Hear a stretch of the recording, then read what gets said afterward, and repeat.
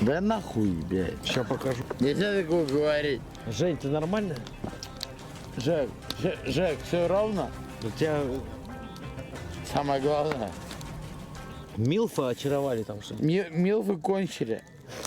В пизду. Милфы кончили в свою пизду. Пару слов. Для моего канала.